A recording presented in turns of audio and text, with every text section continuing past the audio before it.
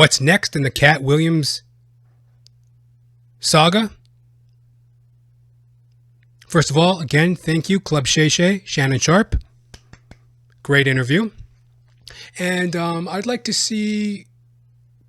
Yeah, I would. I would like to see Katt Williams on Train by Day, Joe Rogan Podcast by Night, all day. I want to see him on the Joe Rogan Podcast, the Joe Rogan Experience. Yeah. You know, there was a little bit of a kerfuffle. Katt said some shit like, and how come you look at Joe Rogan? You know, look at Joe Rogan, you know. He's been putting the same 6 niggas on that ain't never been funny. The same 6 motherfuckers that ain't never been funny. And he's pushing them out. You know, like, Katt was, you know, calling out to the Joe Rogan sphere, making accusations. Joe plays favorites with the comedians he likes. He puts out the comedians that he likes. First of all, is that a crime? I mean, come on, Katt. I mean, Katt, I'll sweat it with you all the way, Katt. I'll go the final stretch with you, Katt. I mean, I think you're a goat. I think Katt is the man. I'll go all the way with you, buddy. But doesn't a person have the right to have friends in an industry and help out the friends that they have in the industry? So you or somebody might not find a comedian funny. Well, if that comedian works hard and they have friends in the industry and they make connections, shouldn't they advance? And if they have fans, isn't that okay? So that criticism of the Joe Rogan sphere, I don't even really... Number one, that's just subjective. And number two, is it a crime? He helped out his friends. What does anybody do in life? Help from my friends. Do you need any money?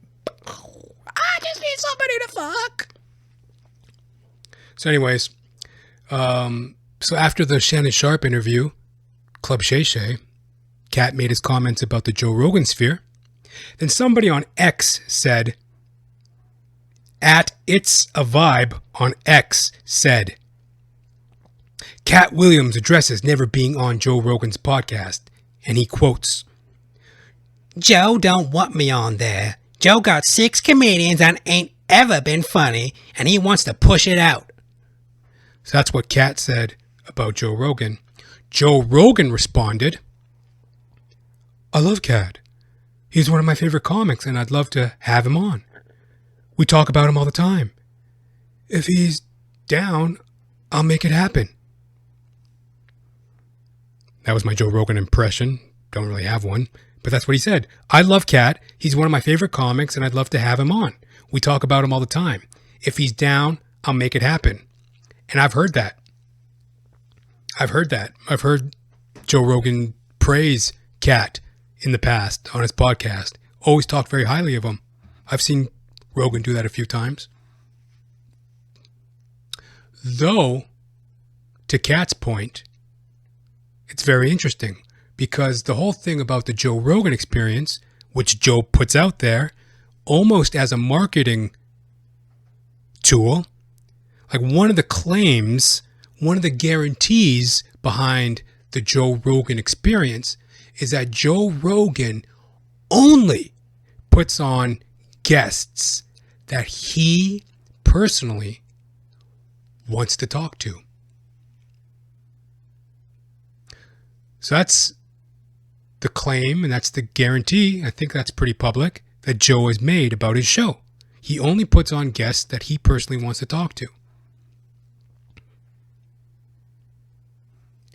And a show generally reaches out for guests. So what got lost in translation? Was Joe unable to reach out to Katt? Did Joe forget to reach out to Katt?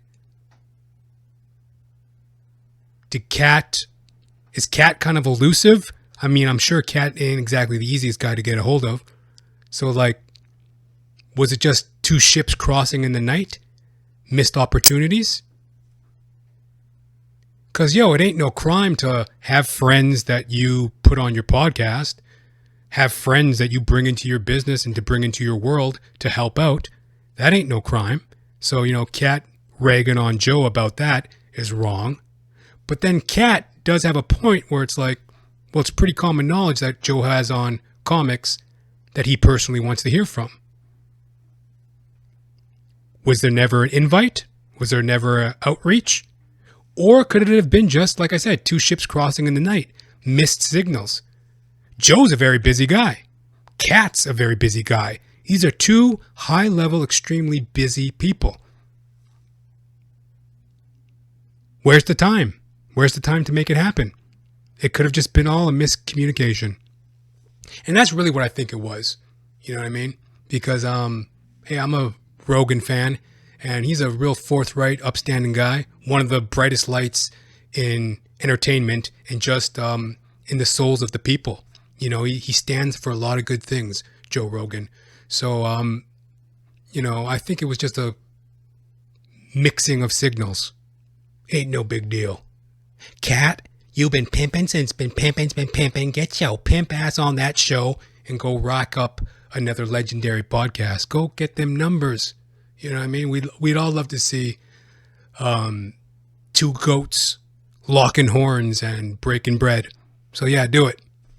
The world deserves it, Joe, Katt. The world deserves it.